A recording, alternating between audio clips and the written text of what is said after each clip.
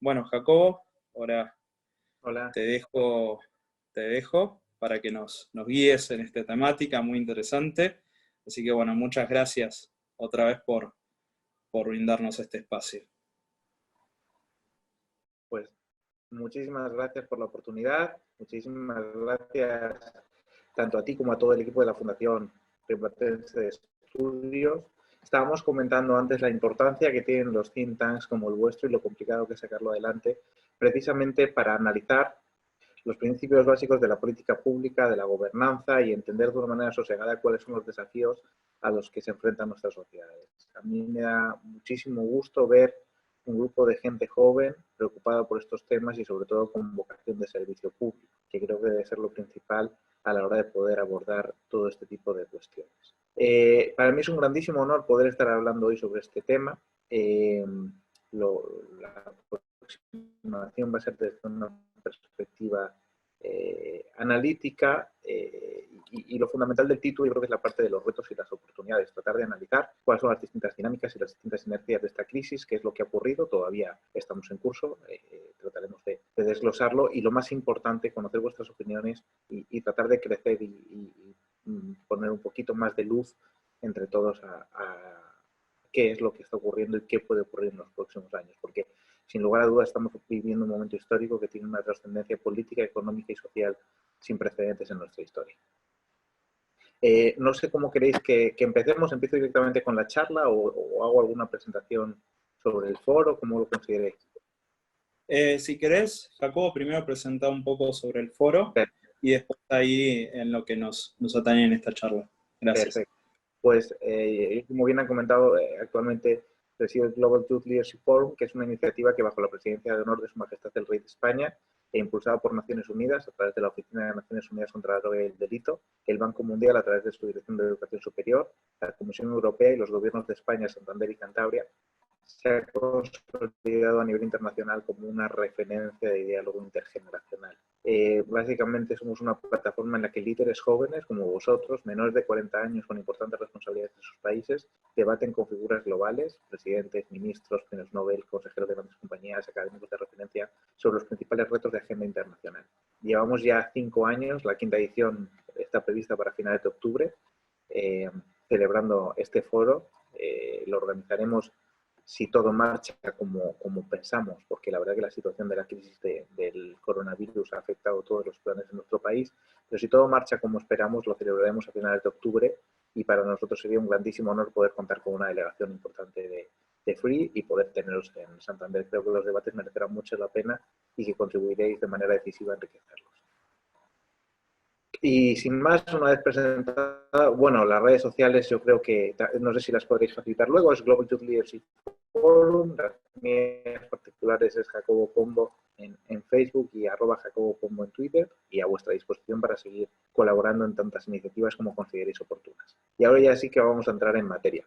Cuando hablamos la primera vez sobre organizar este webinar, que yo la verdad no conocía muy bien el funcionamiento de este tipo de formatos, para mí la verdad es enormemente estimulante poder estar hablando sobre un tema que nos apasiona, sobre un tema que tiene un impacto real, con gente además enormemente preocupada. Hacerlo online y poder abrir este debate yo creo que es una grandísima oportunidad. Estamos comentando también que la Fundación está reorientando gran parte de sus actividades y está trabajando en este formato. Creo que es una gran oportunidad y desde luego que es un honor poder formar parte de este webinar y del resto de actividades sobre las que hemos comentado. Y cuando hablamos sobre la oportunidad de hablar sobre esta crisis, obviamente es una cosa que es complicada, porque hablar sobre algo que todavía no ha pasado es tremendamente difícil. Sí que es cierto que ya tenemos una serie de datos, o sí que tenemos una serie de experiencias que nos hace poder fijar el cuadro y tener más o menos enmarcado de qué se trata. Y lo que se trata es de algo tremendamente inesperado, en primer lugar, y tremendamente impactante para todos los órdenes de la vida y de la convivencia de nuestras naciones. Esta crisis ya ha sido reconocida como la mayor crisis económica que ha vivido el mundo. La Asamblea de Gobernadores del Fondo Monetario Internacional y del Banco Mundial, que se reunieron la semana pasada, ya estaba definida como la Gran Depresión, la crisis del 29, como la Gran Recesión, la del 2008, y esta se conoce como la del Gran Aislamiento. Los datos de previsiones que hace el Fondo Monetario Internacional son impresionantes, pero sí que creo que a la hora de hacer las valoraciones en datos hay que ser muy cuidadosos porque el problema fundamental que tenemos es la incertidumbre respecto a esta crisis. No conocemos ni el origen, ni el desarrollo, ni el alcance que pueda tener esta crisis. Como sabéis, España es uno de los lugares más aquejados por ella. La cifra de muertos y de contagiados es tremenda, el impacto económico es absoluto, llevamos 5 semanas de confinamiento y el problema fundamental es que todavía no se sabe cuál va a ser la duración de esta pandemia, de este impacto. No sabemos si va a haber una recaída, no sabemos cómo va a evolucionar este virus a medida que la gente se vaya incorporando a sus puestos de trabajo y lo más importante, tampoco sabemos qué medidas o cómo se van a desarrollar todas las medidas políticas y económicas que a nivel internacional se tienen que desarrollar.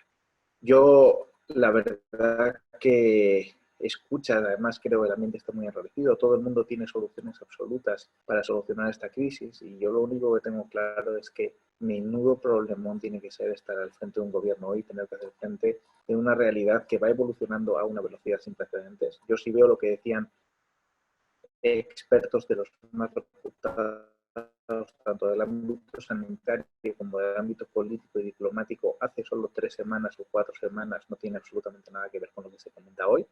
Y tenemos muchas incertidumbres acerca de cuál va a ser el verdadero desarrollo. Sí podemos decir una cosa, la comunidad internacional se ha cuadrado desde el primer momento para orientar la respuesta a esta crisis a las personas.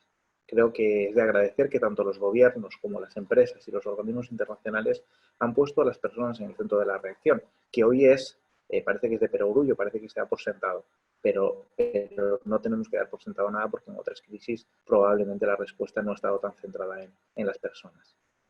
Decía el presidente Nicolás Sarkozy, el presidente Macron en una entrevista en Financial Times esta semana que es una crisis antropológica. Muy probablemente sea una crisis antropológica, pero lo que está claro es que es una crisis integrada por 3 crisis distintas. En primer lugar, una crisis sanitaria, en segundo lugar, una crisis económica y en tercer lugar, una crisis o una posible crisis social. Digo posible porque de las medidas que adopte el gobierno dependerá paliarla y que no cristalice. Creo que el orden muchas veces habla, y hablaremos luego como uno de los grandes debates, el debate entre sanidad y economía, o entre mantener las medidas sanitarias y reactivar la economía. Creo que el orden indefectiblemente tiene que ser, en primer lugar, tratar de aplacar la crisis sanitaria, en segundo lugar, afrontar medidas para reactivar la economía y conseguir que la gente vuelva lo antes posible. Y en tercer lugar, o en paralelo a la segunda, implementar políticas públicas que acolchonen lo que se llama la hibernación de la economía para que sea efectivamente eso, una hibernación temporal lo más corta posible y en segundo lugar para poder cubrir a las personas que por supuesto van a sufrir el azote de esta crisis que según todos los indicadores macroeconómicos y de las principales instituciones financieras internacionales va a ser tremendamente duro. Desde el punto de vista sanitario, comentábamos antes la importancia que tiene, y creo que es uno de los grandes avances de esta crisis, es que nuevamente se vuelve a confiar en los expertos. Creo que es muy importante que las personas que tratan de buscar soluciones dentro de la dificultad que tienen acercar con la solución, pero tengan los conocimientos mínimos. Hablamos de la importancia también con el trabajo que realiza Free de dar a los dirigentes políticos formación y capacitación en las áreas de política pública, diplomacia y economía, pero también que sepan delegar las áreas más técnicas en las cuales no necesariamente el político tiene que ser el que toma la decisión. Y creo que en eso sí se ha avanzado mucho. Nos hemos puesto en manos de expertos dentro de la complejidad absoluta que ha tenido esta crisis y si tenemos algo claro es que de cara a tener una salida exitosa desde el punto de vista sanitario de esta crisis, en primer lugar, es imprescindible la realización de test masivos para detectar el número de contagiados que tenemos. En segundo lugar, cumplir de una manera estricta el distanciamiento social o el aislamiento. En España, la verdad, se ha cumplido con mucha rigidez y ha sido uno de los puntos centrales de la reducción tan importante que hemos tenido el número de víctimas a lo largo de los últimos años. Y en tercer lugar, esperar que el tratamiento o la vacuna aparezcan. Hablan de para la vacuna de 1 o 2 años. Yo la verdad no sé cómo avanzan. Supongo que desde que lo descubran hasta que se cumplan todos los trámites de verificación de patentes, todos los trámites sanitarios necesarios, por lo menos en la Unión Europea, que es un mercado que nos conozco, llevará un tiempo. Pero ojalá que lo más rápido posible podamos contar con un tratamiento, con una vacuna para poder paliar o erradicar definitivamente la consecuencia de esta crisis. Yo creo que desde el punto de vista sanitario también tenemos que ser optimistas. Es verdad que la gente se centra mucho en los errores que suelen cometer los gobiernos, y más en estos tiempos de redes sociales o en estos tiempos en los cuales, además de estando en casa, tenemos más tiempo, pero creo que hay que ser optimista. Y yo en esta intervención voy a ser razonablemente optimista, sin entrar en detalles, porque, entre otras cosas, porque todavía no hemos terminado de gestionar esta crisis. Sobre lo que vamos consiguiendo. Y lo que vamos consiguiendo es el virus y se ha secuenciado su genoma. Esto es algo que si hubiera ocurrido hace 100 años, 200 años, sería absolutamente imposible. La ciencia ha avanzado a una velocidad vertiginosa y una vez identificado el virus y secuenciado el genoma, va a ser mucho más sencillo la obtención de la vacuna, con lo cual yo creo que hay que ser razonablemente optimistas y seguir dando pasos en la dirección adecuada. La realidad es que nadie se imaginaba algo así, y muy probablemente no, 100%, han fallado muchos de los mecanismos que no tenían que haber fallado. Uno de los temas que se habla mucho es de la importancia de reforzar un servicio de salud a nivel mundial, un equivalente a la salud única, dotando o modernizando a la OMS, dándoles capacidades ejecutivas, dándoles recursos, que no parece que de momento vayamos en esa línea tras la decisión que ha adoptado el gobierno de Estados Unidos, pero la importancia de entender que los problemas de salud pública son problemas globales y es muy importante dotarlo de medios, dotarlo de capacidad de detección, de prevención, de implementación y desarrollo de políticas públicas, de acceso al mar y de actuaciones en el seno de la Unión Europea, pero también a nivel internacional. También para nosotros como España, como Unión Europea, es muy importante, y es un tema que con la crisis se abre el debate, reforzar las políticas de cooperación al desarrollo. Lo que se ha visto es que ya los problemas globales verdaderamente nos afectan a todos, y luego hablaremos sobre el debate entre la nacionalización y la globalización, que es un debate que efectivamente también se ha abierto en estos tiempos, pero es muy importante que entendamos que la cooperación global es la única vía para poder dar salida a este tipo de iniciativas. Por último, tratar, y eso es muy importante, pero eso tendrá que ser a posteriori, una vez que todo esto se haya solucionado, hacer un análisis muy riguroso, muy técnico, sobre cuáles son los instrumentos que han funcionado de todos estos temas que estábamos hablando en el marco de políticas públicas sanitarias y cuáles no. Y poner los medios para que sigan funcionando los que funcionan adecuadamente y corregir o eliminar los que claramente hayan sido un fallo del sistema y que hayan producido errores fatales. A la hora de hablar de impacto económico, creo que es muy importante comentar uno de los puntos que mencioné al principio de la intervención, y es que la salida económica o la propuesta económica que han dado los principales actores internacionales, todos han estado centrados en la persona, todos han estado centrados en salvar a la gente en este momento tan complicado, básicamente mediante la inyección de liquidez en los mercados para que tanto las personas como las empresas puedan tener esos colchones o esas líneas de liquidez durante el tiempo que dure la hibernación de la economía. Y luego, en una segunda fase muy importante, el repensar los planes de país. En España se habla ya de unos segundos pactos de la Moncloa, en la Unión Europea se habla de un segundo plan Marshall para tratar de repensar y reconstruir nuestra identidad. Es muy importante que ante el cisma o el golpe que han sufrido nuestras identidades nacionales, personales, económicas y sociales, podamos aprovechar este impacto para pensar quiénes somos y hacia dónde tenemos que ir. Y sobre todo yo creo que es muy importante conseguir armar los consensos necesarios para que estas políticas tengan continuidad en el tiempo.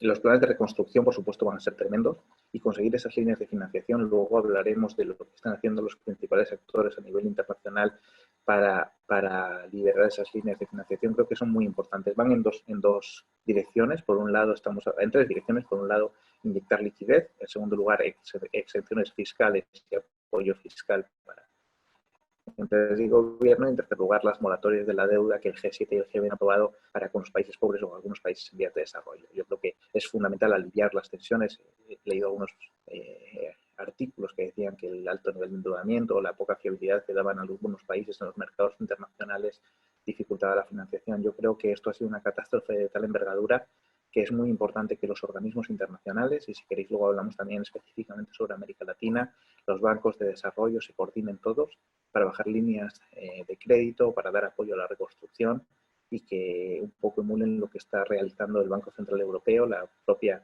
Comisión Europea y el Banco Europeo de Inversiones para dar apoyo a los países que están avanzando. Creo que es muy importante, y todos vosotros que estáis en el ámbito de la política pública podéis entenderlo, la incertidumbre y el problema que supone el no tener un espacio temporal en el que poder planificar.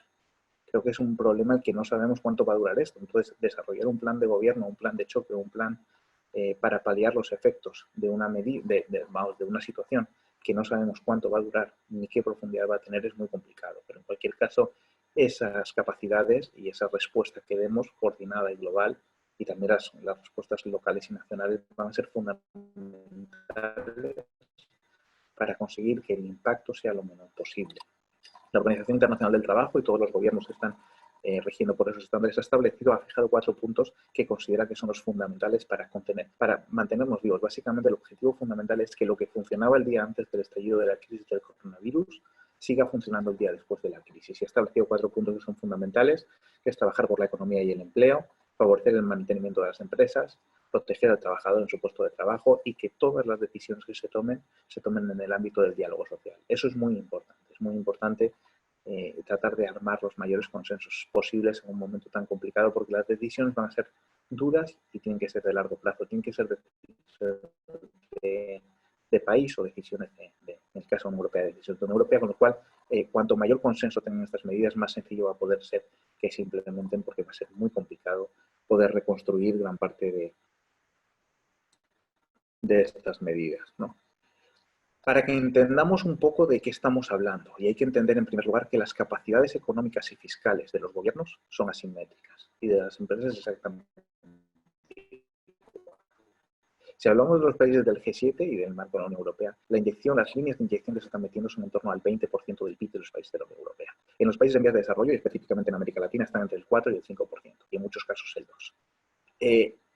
No es una valoración, pero yo sí que creo que es muy importante que cuando alguien diga es que el gobierno no está haciendo lo suficiente, también entendamos y podamos dimensionar qué capacidades reales tiene ese gobierno para poder dar respuesta.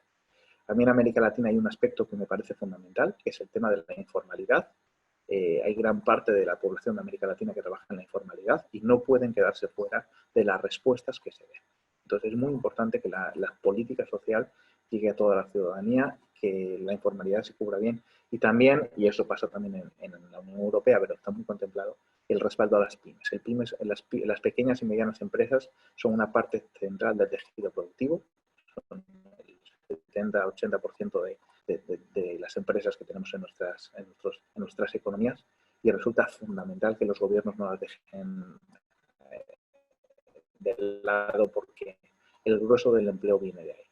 Y la verdad que no hay mayor problema para una sociedad que unas tasas de empleo descontroladas, y todo parece indicar, según las previsiones del Fondo Monetario Internacional, que la situación desde el punto de vista del empleo va a ser complicada. Y en España, por ejemplo, el tema del desempleo lo conocemos bien, pero en América Latina sabemos además que el desempleo, en según qué países, puede conllevar una exclusión, delincuencia organizada y problemas de estabilidad social muy importantes.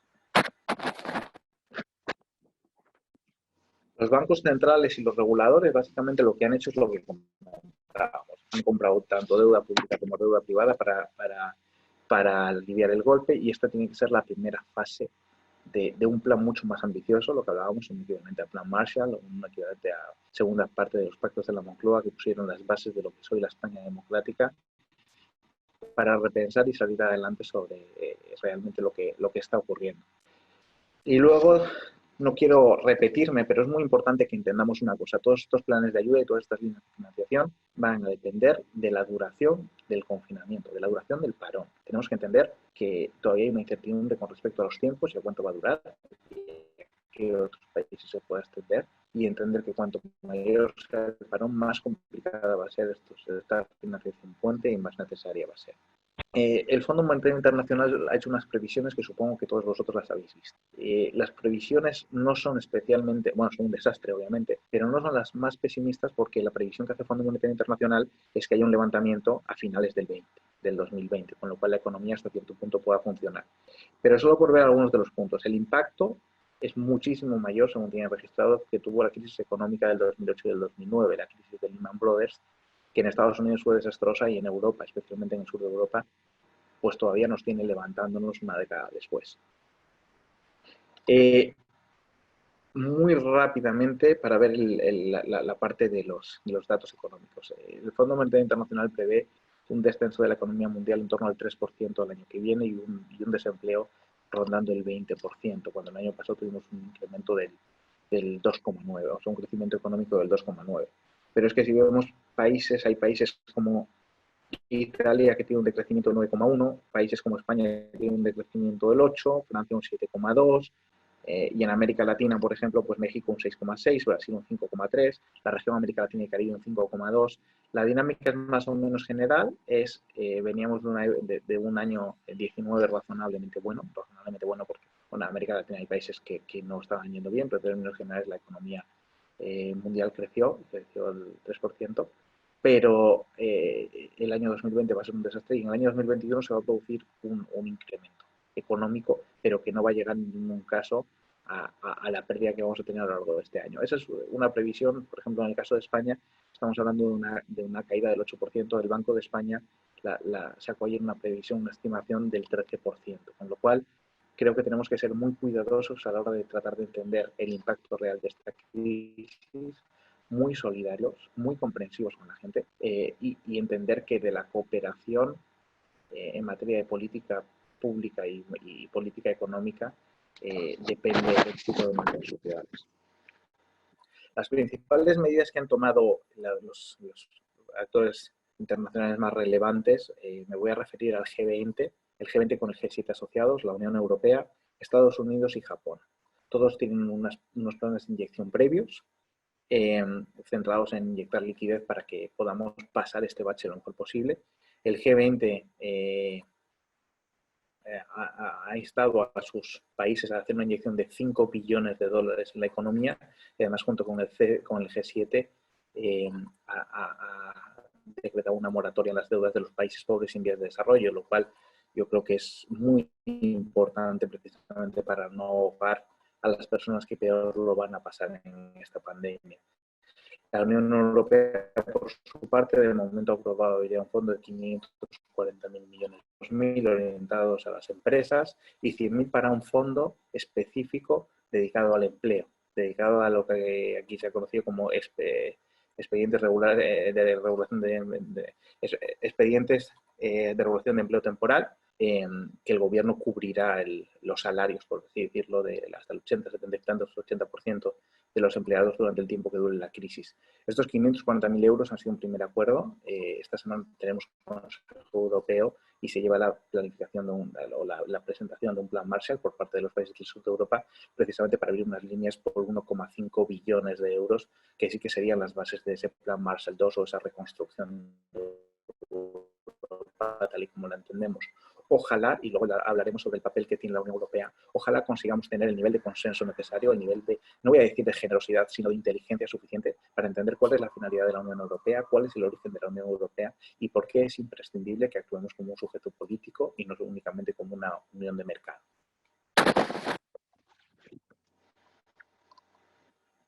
Tal y como decíamos, la Unión Europea está en una encrucijada. La Unión Europea sufrió, bueno, por si eso alguien no está habituado, voy a ir al origen de la Unión Europea. La Unión Europea surge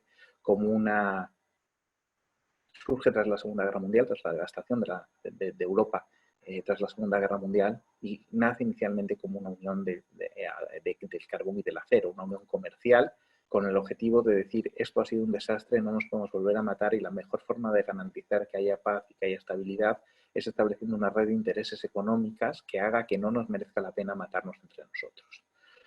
Poco a poco la experiencia fue funcionando, se fue incrementando el número de países que se adhirieron, el mercado se fue generando un mercado común, pasó a ser Comunidad Europea, pero sí habremos tenido un plus de desarrollo institucional desde el punto de vista del mercado.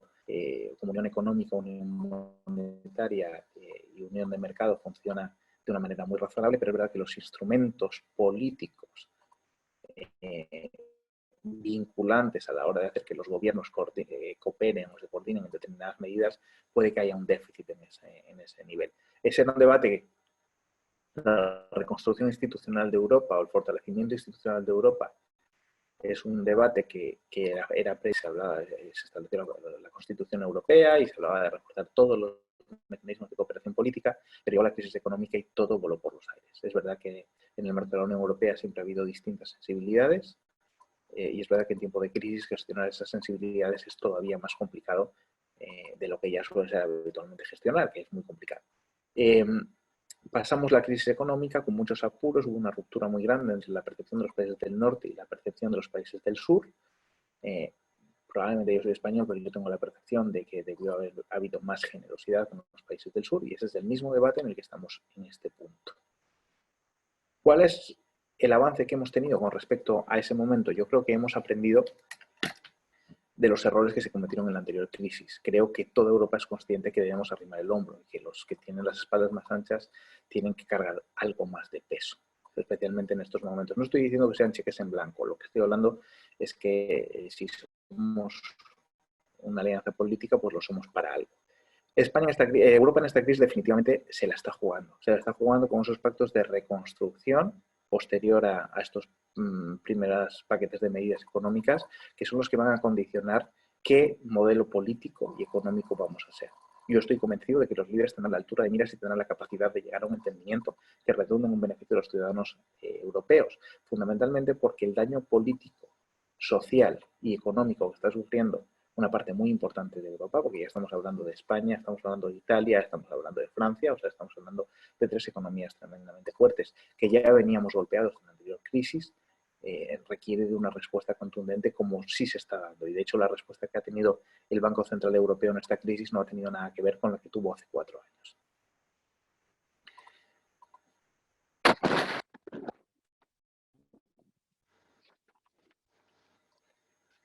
Y para cerrar el debate, me gustaría hacer una serie de consideraciones sobre los principales debates políticos que se han abierto con respecto a esta crisis. Supongo que todos, de una manera u otra, se lo han planteado, pero hay varias cuestiones a la hora de orientar las políticas públicas que tienen un sentido muy importante y que en esta crisis se ponen de manifiesto. Va a ser muy importante la respuesta que den los países o que den la comunidad internacional, si es que la comunidad internacional sale fortalecida, que es otro de los debates, a este tipo de asuntos. En primer lugar, tenemos el debate entre libertad y seguridad. El debate entre libertad y seguridad, que con el decreto de los estados de alarma en gran parte de los países ha generado un gran malestar, es un debate tradicional cuando de una crisis grave se trata. Creo que el paradigma de esto fue Estados Unidos tras el 11 de septiembre. Tuvieron que decidir qué tipo de medidas implementaban y si primaba la libertad o la seguridad. Yo entiendo que en un momento de crisis puntual el gobierno tiene que atraer unas atribuciones para poder implementar políticas necesarias para paliar esa crisis y poner las bases de la recuperación. Sí creo que es muy importante y es imprescindible, porque además la tentación de no hacerlo está ahí, que la sociedad civil esté vigilante para que se devuelvan esas competencias atribuidas y que el tradicional sistema de pesos y contrapesos en nuestros sistemas democráticos funcione. Es muy importante que los gobiernos no salgan con una vena autoritaria de esta crisis del COVID-19 porque estaríamos cayendo todavía en una espiral más perjudicial. Entonces creo que es muy importante tratar de ser muy respetuosos, tratar de apoyar mucho en estos momentos y en eso luego hablaremos también, pero en el caso de España y en otros países el papel de la ciudadanía está siendo excepcional, el cumplimiento de la normativa, el acatamiento de las recomendaciones, el esfuerzo que está llevando a cabo el sector público, el sector privado, mediante contribuciones económicas, mediante aporte de tecnología, mediante moras en el caso del sistema bancario que te permiten posponer los pagos. Creo que está siendo muy importante. Entonces, de esta crisis tenemos que salir más fortalecidos, entendiendo que la cooperación a nivel internacional es fundamental, pero también a nivel nacional, y entendiendo que la cooperación público-privada es muy importante y no perdiendo la parte del control del gobierno, que es fundamental. El segundo gran debate, y en América Latina está muy vigente, es el debate entre la nacionalización y la globalización. Este debate que ha traído más gobierno, obviamente, esta crisis, perdón, ha traído más gobierno. Obviamente es comprensible que en los momentos de crisis el gobierno tenga que adquirir estas atribuciones, pero creo que es muy importante que entendamos que los desafíos globales solo pueden responderse de una manera global. Yo he leído expertos de todo tipo y cuando hablamos sobre la cuestión de la globalización hay todo tipo de teorías, gente que considera que lo lógico es un replanteamiento y un auge del nacionalismo o del populismo, tal y como se considera en algunos sitios. Otra gente considera que va a haber un nuevo proceso de globalización, muy probablemente con un enfoque distinto en el cual China tenga un papel más protagónico, y otra gente considera en cambio que Estados Unidos va a seguir siendo el gran hegemón a nivel internacional. Yo creo que es un mix entre todo. Sí creo que en una primera fase va a haber un auge del nacionalismo y de mirar hacia adentro los países es lógico, en primer lugar porque esta crisis ha generado muchas heridas internas, porque va a ser muy complicado salir adelante sin ocuparnos de nuestra gente. Obviamente sin el apoyo internacional va a ser imposible, pero eso la gente en el corto plazo no lo va a reclamar ni lo va a entender. Y en tercer lugar, porque va a haber una sensación de orfandad o de fallo sistémico de la globalización muy grande. Pero yo creo que a medio plazo todo ese proceso se va a revertir y estoy convencido que los países encontrarán un nuevo modelo de globalización o de internacionalización pragmático que se adecue a las realidades del momento y que permita que esta interconexión y que esta cooperación que es imprescindible para dar respuesta a los desafíos globales siga vigente. Respecto al papel de la Unión Europea, pasado mañana lo veremos y vamos hacia adelante, vamos hacia atrás, pero creo que es muy importante que la Unión Europea salga fortalecido de este proceso como un actor de soft power intermedio entre el rol que juega China y Estados Unidos, porque muy probablemente Estados Unidos, con la actitud que está tomando esta administración, vaya a la confrontación con China, y creo que resulta muy importante que haya algún actor que trate de ser un contrapeso de ese conflicto, porque creo que un conflicto a nivel internacional nos va a perjudicar a todos. En quinto lugar, en la cuestión de la recuperación de la confianza en los expertos, creo que es un gran mensaje que debemos de sacar. Es muy importante que empecemos a confiar nuevamente en las personas que tienen que estar a cargo de los asuntos, porque es verdad que la desconfianza en el sistema y en los expertos ha sido un caldo de cultivo generalizado por el populismo y que al final, si se nos va de las manos, puede acabar limitando mucho las capacidades técnicas y de respuesta que tengan los estados. El siguiente punto, que para mí es un tema muy importante porque se ha debatido mucho sobre él, es la cuestión de los hábitos. Si realmente esta crisis va a cambiar nuestros hábitos como sociedad o no. Yo aquí no lo acabo de tener claro. Como en la mayoría de los temas veo indicadores, veo movimientos, leo estudios y, hombre, tengo cierta experiencia en estas cuestiones. Yo no creo que vaya a ser un cambio radical. Yo más bien creo que lo que van a hacer es acelerarse inercias que ya estaban en marcha. Creo que muy probablemente muchas de las tendencias que ya estaban sobre la mesa y que venían con cierto ritmo, y estoy hablando de cuestiones de sostenibilidad, estoy hablando de cuestiones de globalización, estamos hablando de cuestiones tecnológicas como el teletrabajo. Esta crisis va a suponer un arreón que va a hacer que la gente se movilice y que lo que nos pudiera llevar 15, 20 años, pues nos pueda llevar 5 años muy probablemente. Pero va a ser más una dinamización de las inercias que ya estaban en marcha que un cambio radical respecto a lo que había. Yo creo, lo veremos a medida que vayamos recuperando la normalidad y ver también si nos lo van a permitir, porque aquí estamos viendo en España gran parte de las medidas de desconfinamiento, cómo las están planteando, y una cosa es que tú quieras tener los hábitos tradicionales que has tenido todos los años y otra cosa es que te dejen tenerlos. Pero si yo creo, si volvemos a la normalidad, aparece la vacuna, se erradica la pandemia y los ciudadanos pueden volver, es verdad que puede que haya teletrabajo, que puede que haya ciertos hábitos que puedan cambiar, pero son más inercias consolidadas que un cambio real en los planteamientos. Una vez que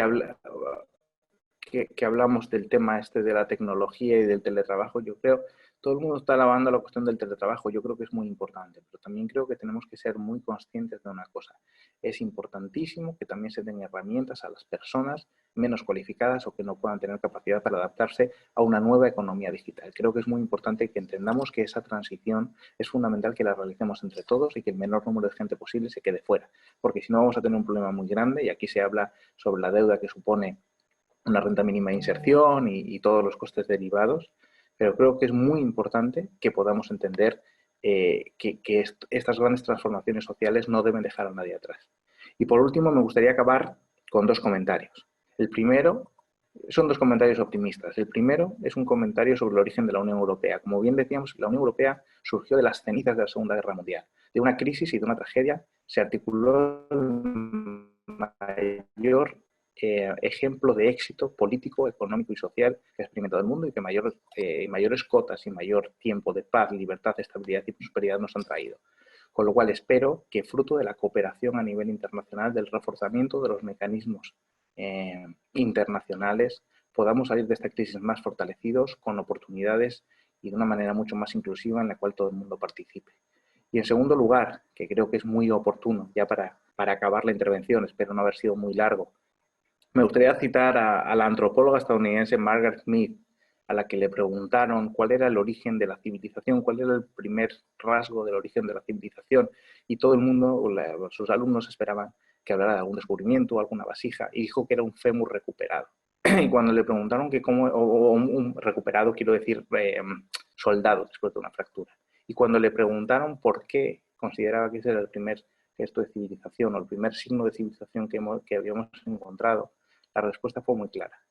Un animal que se rompe una pata o una persona que en esa época se rompe una pata no puede salir a cazar, no puede huir de sus depredadores, no puede sobrevivir, no puede ir al río a por agua. Con lo cual, si el fémur soldó, quiere decir que hubo alguien que se tomó el tiempo de cuidarlo, de apoyarlo y de acompañarlo durante todo ese proceso para que pudiera recuperarse y volver a hacer la vida normal. Eso es la civilización. Si no entendemos que con esta pandemia cada fémur roto supone un quiebre en la civilización, tendremos un problema. Pero estoy convencido de que los líderes a nivel internacional están entendiendo de la importancia de un plan de acción conjunto y que juntos lo conseguiremos.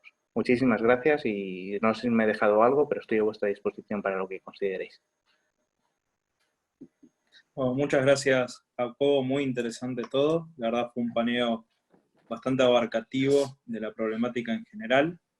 Ahora lo que les voy a pedir al resto de los que están oyendo esta conversación, si quieren pueden participar. La dinámica que vamos a hacer para estar ordenados y mantener una cierta línea con esta herramienta, no sé si todos saben, Zoom tiene una herramienta de chat para poder conversar. Ahí lo que les voy a pedir es que hagan sus preguntas y en orden, yo lo voy a ayudar a Jacobo, las va a ir respondiendo él, obviamente. Así que podemos tomar esa dinámica. Jacobo, también, bueno, muchas gracias por este tiempo. Sabemos que allá es tarde, así que tampoco queremos abusar mucho faltaba. de tu tiempo. Pero bueno, podemos empezar. Y gracias por la ayuda que falta me hace. Vamos a empezar todos. Bien. Tenemos una primera pregunta de Francisco Iseta. Si querés, Jacobo, yo la leo y vos Vale. podés ir interpretando. Dice: cree que en la presente situación, donde los estados han tomado mayor protagonismo, puede significar un peligro a futuro. ¿Puede llevar a un mayor grado de aceptación de la intervención estatal? Creo que he hablado, probablemente no con mucha profundidad a lo largo de la presentación, creo que es muy importante entender que el tiempo de incremento perdón, de la participación del Estado debe acotarse al espacio que dura la acción específica para paliar los efectos de esta crisis. Y luego es muy importante que la ciudadanía esté vigilante, que el Parlamento esté vigilante y que se exija la devolución de atribuciones del tradicional sistema de pesos y contrapesos que tienen las democracias para poder controlar la acción del gobierno. Yo creo que es muy importante que entendamos que hay una serie de asuntos que sí que son importantes, y lo hemos visto ahora, servicios básicos o esenciales, que es importante que estén centralizados, que estén controlados y que estén fuertes, pero luego es muy importante dar libertad a las empresas, generar que la iniciativa privada genere el mayor desarrollo posible y apoyar a los individuos y restringir el papel del Estado. Pero creo que en el punto medio está la virtud y estoy convencido de que si tienes una ciudadanía vigilante, una ciudadanía enterada y ya tenías unos sistemas democráticos con las bases bien cimentadas, es simplemente una cuestión de darle seguimiento, exigir que se devuelvan esas atribuciones y estoy seguro de que se conseguirá. Bien, perfecto. Hay otra pregunta, acá es de José, dice, si crees que la Unión Europea debe afrontar la responsabilidad política por su reacción tardía frente a la pandemia. Bueno, yo creo que la responsabilidad ya se está asumiendo. La responsabilidad política ya ha asumido la presidenta de la Comisión Europea. Lo que pasa es que yo en estos tiempos creo que es importante no exigir responsabilidades, porque además, si alguien lo está pagando somos nosotros. Pero además es que si yo siguiera la misma lógica, tendría que exigir responsabilidades políticas a China, que lo tuvo antes que la Unión Europea. Entonces, yo creo que es importante, en primer lugar, que tratemos de solucionar esta pandemia, que tratemos de dar la mejor respuesta posible y que entendamos qué es lo que ha fallado, porque a día de hoy no lo acabo de tener claro. Entonces, más allá de pedir responsabilidades, yo creo que lo importante es entender qué mecanismos son los que han fallado, porque al final esto ha permeado hasta el final. El mensaje, la historia es que surge en China, de China pasa por Irán y pasa por países del Oriente Medio, llega a Italia con una fuerza inusitada, a España, Francia, Reino Unido, ya está en Estados Unidos y está en América Latina, con lo cual a mí me parece muy complicado exigir responsabilidades en este punto. Las políticas ya se están tomando y de hecho pero creo que es una de las características de esta crisis. No veo que sea una crisis donde a día de hoy vea un culpable evidente. Entonces creo que mejor que pedir responsabilidades o que tomar responsabilidades es identificar bien de una manera honesta qué es lo que ha fallado y poner el remedio para que no vuelva a pasar. Excelente. Vamos con otra pregunta. Esta es una pregunta que hace Eric. Dice, ¿cómo evalúa el desempeño del gobierno de España, seguramente frente a esta crisis? Yo, es lo que comentábamos antes, en primer lugar es que todavía no ha terminado el desempeño del gobierno de España. Entonces a mí me gusta hacer las valoraciones a posteriori. Yo estoy convencido que se han cometido errores y también que se han cometido aciertos.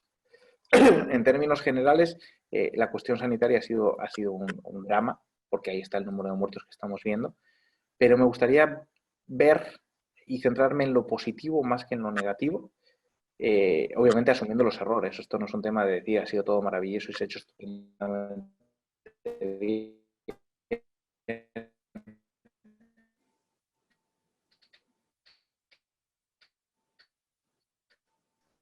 Pero creo que es muy importante asumir, en primer lugar, la incertidumbre que se generó con esta crisis, que no había una hoja de comisaria de Sanidad de la Unión. Los ensayos están siendo grabados al finalizar la gestión de esta crisis.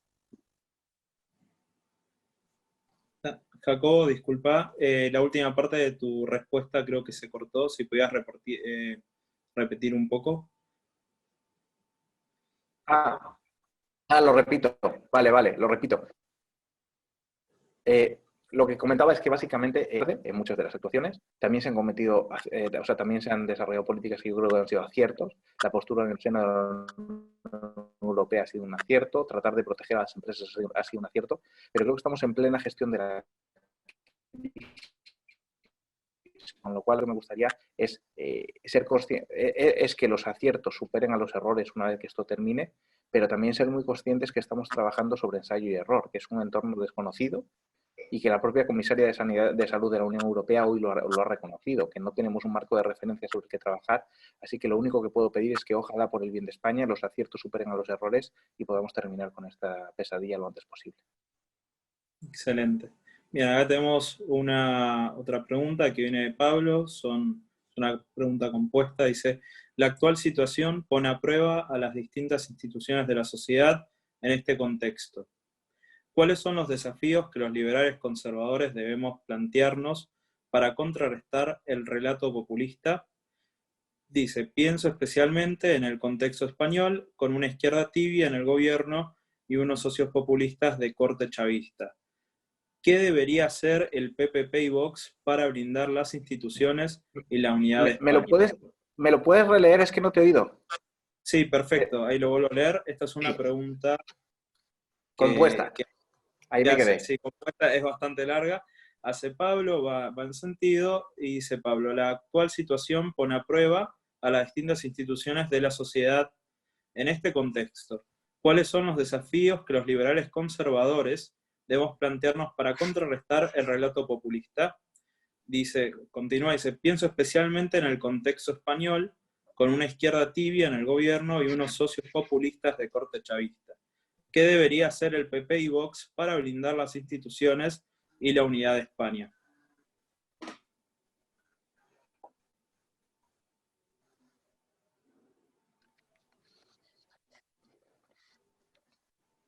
Jacobo, ¿pudiste escuchar? Creo que hubo problemas de conexión. He escuchado la primera pregunta. ¿Me oís bien? Ok, bien. ¿Me oís bien? He escuchado la primera pregunta, la segunda se me ha cortado. Es qué puede Ok, hacer el Partido Popular y Vox para el relato liberal conservador para contrarrestar el relato populista, ¿no? sí, la vuelvo a leer un poco más rápido, si podemos avanzar. La segunda, ¿cuál es? Primero es, ¿cuáles son los desafíos que los liberales conservadores debemos plantearnos para contrarrestar el relato populista? Y segundo, habla del caso más centrado en España, dice, pienso especialmente en el contexto español, con una izquierda tibia en el gobierno y unos socios populistas de corte chavista. ¿Qué debería hacer, en este caso, el PP y Vox para blindar las instituciones y la unidad de España? Yo creo que lo bueno que tengo aquí es que no tengo ni siquiera que improvisarlo yo o que pensarlo yo. Eh, ya se ha convocado una comisión parlamentaria para renegociar unos nuevos pactos de la Moncloa. Unos pactos similares a los que dieron origen a la transición, en los cuales todas las fuerzas políticas, veremos cómo se configuran, porque tuvieron ayer la conversación el presidente del Gobierno y el presidente del Partido Popular, Pablo Casado, para articular en el Parlamento una comisión que ponga las bases de un modelo de sociedad cimentado en consensos, bien integrado en la Unión Europea y que pueda dar respuesta a los desafíos que como sociedad vamos a tener en los próximos años. Con lo cual, yo creo que esa comisión es la respuesta. La duda es si van a ser capaces de llegar a consensos. Hay un problema muy grande ahí con la cuestión territorial en Cataluña, que ahora está latente por el coronavirus, pero ojalá esa comisión parlamentaria pueda poner las bases de un Estado moderno, democrático, que también sea solidario, pero pro libre mercado, muy integrado en Europa, con una posición clara y firme que es reconocida a nivel internacional y que podamos hacer de España el país que todos queremos. Perfecto. Bueno, nos quedan Y hay unas respecto a la cuatro. cuestión de Vox y el Ah, Partido y respecto a la cuestión de Vox y el Partido Popular, pues yo creo que si hay algo que se ha demostrado a lo largo de este tiempo es que la fragmentación parlamentaria debilita a las fuerzas políticas. El hecho de que en el espectro político donde antes había un partido, que era el Partido Popular, hoy haya dos, obviamente pues les perjudica. Es un tema interno, hay mucho que resolver ahí desde el punto de vista programático, fundamentalmente, porque tampoco es que sean dos gotas de agua, entonces desde el punto de vista programático es complicado y es un efecto similar al que pasa en la izquierda con el Partido Socialista y Podemos también. De hecho, vimos los grandes problemas que tuvieron para formar gobierno, que hasta tuvimos que repetir elecciones y al final, por no ir a unas terceras elecciones, hay formado un gobierno. Pero la unidad de acción entre las distintas fuerzas del mismo espectro político yo las veo muy complicadas. No sé si avanzaremos en la fragmentación o hacia el fortalecimiento del bipartidismo nuevamente. Ayer creo que había algunas encuestas que iban en esa dirección, consolidaban al Partido Socialista y al Partido Popular y bajaban a Vox y a Podemos. Veremos cuál es la inercia, pero desde luego que la fragmentación parlamentaria no beneficia ni a los propios partidos políticos ni al proyecto liberal conservador, como era la pregunta, y desde luego no beneficia a la gobernabilidad de España. excelente, bueno. Próxima pregunta es de Verónica. Ella pregunta, en Europa se está difundiendo no trabajar con China. ¿Es compatible con lo comentado de ser nexo entre Estados Unidos y China? Yo veo muy complicado no trabajar con una de las principales economías del mundo que tiene mucha deuda nuestra y que es un actor relevante internacional. Creo que esto del coronavirus ha venido a emponzoñar todavía más una situación muy complicada que era la guerra comercial latente entre China y Estados Unidos. Creo que la guerra comercial no ha sido buena para nadie, pero también creo que a China hay que exigirle unos estándares mínimos de transparencia y de respeto a las reglas que estamos cumpliendo los demás, ¿no? Con lo cual yo creo que es imprescindible que rehagamos esa nueva gobernanza global, multilateral, en el cual todos los actores sean relevantes, en el cual todos podamos jugar y obviamente creo que no es momento de excluir a nadie, sobre todo a nadie con esa capacidad económica. Nos estamos enfrentando a unos desafíos tremendos. Hoy ha sido el coronavirus, pero tenemos el problema del cambio climático, tenemos el problema de la escalada armamentística, que ese puede ser otro gran conflicto que veamos en los próximos años. Y los países que tienen armas nucleares, pues no, probablemente no son los países, todos los países de nuestro entorno con los que pensamos que es lógico relacionarnos. Yo creo que China ha hecho un esfuerzo muy importante para modernizarse. Creo que es muy importante que establezcamos unas reglas de juego y que todos las cumplamos. O sea, lo que no puede ser es que los estándares sean distintos para unos y para otros, pero no soy partidario de dejar a nadie fuera de ningún juego político o económico a nivel internacional, sobre todo porque además estamos hablando de la segunda potencia económica del mundo. O sea, no sé ni si quisiéramos, si podríamos, pero además es que creo que no es ni inteligente, ni operativo, ni pragmático. Perfecto. Bien, este comentario con pregunta es de Gustavo, dice, entre la libertad y la seguridad siempre se dijo estaba la solidaridad. El conocimiento tecnológico está haciendo la diferencia para poder estudiar, trabajar y en general sobrevivir en muchos asuntos. ¿Cómo podríamos dentro de cada país y entre países, así como nosotros como fundación que brega por la libertad solidaria no impuesta por el Estado, podríamos ayudar a que los que poco saben y puedan tecnológicamente acceder a los más y mejor posibles para salir de esta pandemia lo mejor posible, libre y solidariamente, y desarrollarnos hacia el futuro? Yo creo que es muy importante con la cuestión tecnológica los programas de formación. Y no confundir tecnología, o sea, tecnología, no confundirlo con tener un WhatsApp y poder hablar con tus amigos del equipo de fútbol. Creo que es muy importante dar una formación desde la base a la gente. Creo que es muy importante que el sector público y el privado se coordinen para dar medios técnicos, porque al final tú puedes enseñar a programar a un chico, pero le tienes que dar un ordenador para que pueda tener acceso a él. Perfecto. Bien, próxima pregunta, comentario. María Ángeles dice, Jacobo, has hablado respecto de las tres dimensiones que abarca esta crisis, lo sanitario, lo económico y lo social. Para volver a la normalidad, luego de solucionado lo sanitario, ¿cuál será desde su punto de vista el factor que llevará a la normalidad? Con la cuestión tecnológica, No, es otra pregunta. No sé si ¿qué factor nos llevará a la normalidad? Yo creo que el principal factor para llevarnos a la normalidad es poco a poco llevar a cabo el confinamiento y conseguir un tratamiento que pueda erradicar el problema sanitario. Y una vez que hayamos erradicado el problema sanitario, poner las bases de la nueva normalidad internacional, con los ajustes económicos derivados de los planes de ayuda que se necesiten, pero básicamente una vez solucionada la cuestión sanitaria, todo lo demás es una cuestión política, es el día a día de la gestión política y no es diferente a otras crisis o a otras situaciones que hayamos enfrentado. Excelente. Bueno, pasamos de pregunta. Esta es de Matías. Dice, siendo que los países que están demostrando mejores resultados son aquellos que están respondiendo a la crisis de una manera más descentralizada, ¿por qué entiende que el sistema internacional y las organizaciones como la Unión Europea o la Organización Mundial de la Salud saldrían reforzados luego de la pandemia? Yo lo veo complicado, que salgan reforzados porque las centrales de compras en China, sobre todo para abastecimiento de productos sanitarios, es muy difícil que un organismo descentralizado lo pueda conseguir. La capacidad financiera necesaria para paliar esto es muy difícil que una comunidad autónoma o un ayuntamiento en España lo puedan solucionar.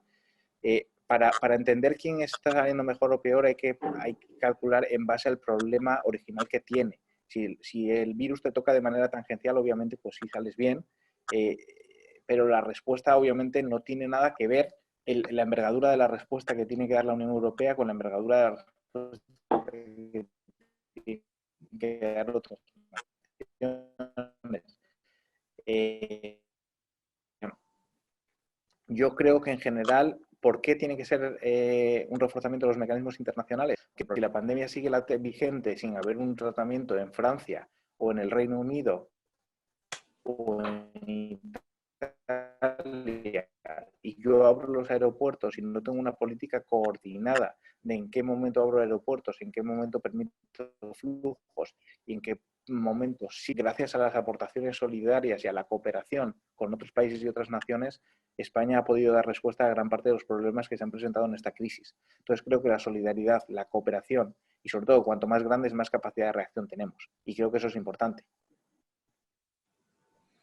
Y Excelente. especialmente si pensamos en los desafíos globales que van a venir. Es lo que hablábamos antes de la sostenibilidad, los grandes problemas que pueden venir como desafíos globales, o le das una respuesta coordinada a nivel internacional, o por mucho que hagan los Estados-nación, las comunidades autónomas o los ayuntamientos, simplemente es poner un parche. Excelente. Bien, tenemos una pregunta también de José. Dice, ¿crees que habrá un fortalecimiento de movimientos anti-Unión Europea post pandemia? Va a depender mucho de la respuesta que demos, es lo que hablábamos antes. Sí se está empezando a ver algún movimiento de molestia, por eso es muy importante que las autoridades, en primer lugar, tengan humildad y sensibilidad. Bueno, la primera medida ya se hizo, que es orientar la respuesta de la crisis a la gente. Y creo que es muy importante que la gente se sienta atendida y que la prioridad de las instituciones europeas y nacionales y locales y regionales sea poder asistir a todas aquellas personas que se puedan quedar desasistidas frente o abandonadas frente a esta pandemia que ha sido sobrevenida. En segundo lugar, creo que es muy importante que entiendan que los esfuerzos coordinados van orientados a ayudar a la gente, a ayudar a la economía, a generar desarrollo económico y a conseguir que vuelvan a tener su vida normal lo antes posible. Si la gente percibe que seguimos con guerras de poder en el seno de la Unión Europea, burocracia barata y demás, es verdad que es muy probable que el sentimiento euroscéptico crezca de una manera muy importante. Excelente. Bueno, yo también hay una pregunta acá de Sebastián que dice, utilizando la frase que Alberto Venegas Lynch dice normalmente, no hay nada más permanente que una medida transitoria de gobierno. ¿Qué recomendaría usted que se podría hacer para que las medidas transitorias así lo sean, o sea, así permanezcan? Yo estoy convencido que si el sistema democrático tiene pilares sólidos, esas medidas se pueden revertir. Tienes mecanismos de control parlamentario en el Parlamento, tienes comisiones, tienes la presión de los medios de comunicación, tienes la presión de la ciudadanía. Entonces yo estoy convencido que con una sociedad civil fuerte y con unos instrumentos que estén razonablemente bien instituidos, los gobiernos no van a tener la tentación muy probablemente, pero no van a tener otra solución que devolver esas libertades a la ciudadanía. Pero hoy mismo en España hemos tenido ese tema. Hoy ha habido un tema, el gobierno tomó una decisión a la hora de permitir que los niños salgan a la calle. Una decisión que ha tenido una respuesta social muy grande porque permitía que los niños menores de 14 años salieran a la calle únicamente a acompañar a su madre a los supermercados, farmacias y bancos. Ha habido una respuesta social tremenda. En el mismo día ya lo han cambiado y ya lo permiten salir. Si la ciudadanía está vigilante, hay presión social, las reivindicaciones son razonables y los sistemas de pesos y contrapesos están más o menos establecidos, creo que es muy difícil que se mantengan las medidas permanentes. Muy bien. A ver si hay alguna pregunta más. Yo de paso voy a hacer una personal. Quería preguntarte, Jacobo, ¿qué pensás de la experiencia de Taiwán y cuál es el rol o cómo se integra esa experiencia que tuvo bastante éxito Taiwán al tratar de bajar la curva y que lo ha logrado, versus las presiones que hace China dentro de la Unión Europea? Yo es que con el tema la verdad es que la información específica de cómo ha ido llegando ahí como un caso de éxito y el caso de China como un caso como nos lo han contado. El número de víctimas no me parece muy reducido para el impacto en el virus. No conozco especialmente cuál ha sido la respuesta de Taiwán, la verdad.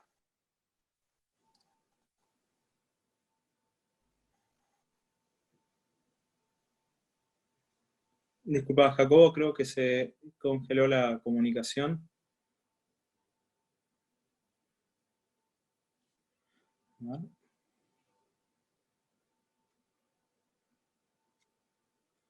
Un segundo.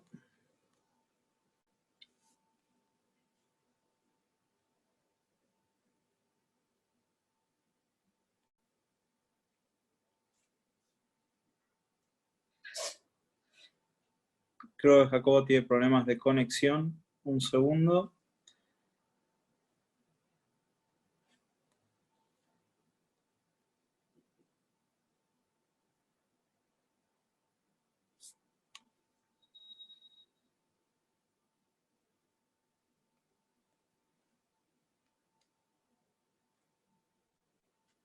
Bien, a ver. Creo que un par de participantes se les ha caído la conversación. ¿El resto pueden escuchar? ¿Sí?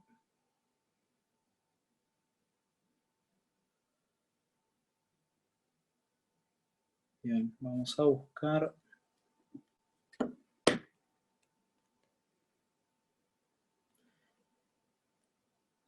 Bueno, mientras contactamos a Jacobo, a ver si puede volver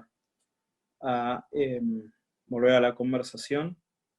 Pido que esperen un segundo. Ahí está. Parece que está de vuelta.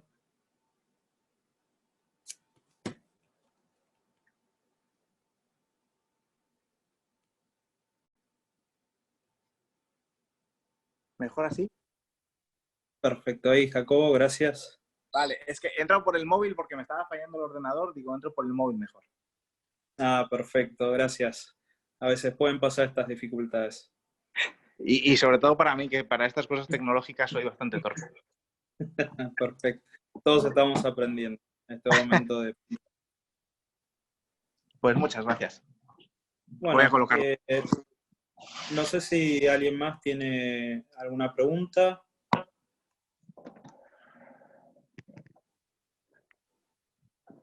¿Así me ves bien y todo? Jacobo está sin cámara. Ah, ¿y puedo poner la cámara o no? Sí, sí, así es. ¿Y cómo lo...? ¿Aquí? Deberías tener un botón que te deja... Ah, sí, y a vídeo, vale. Vale, ya. Perfecto.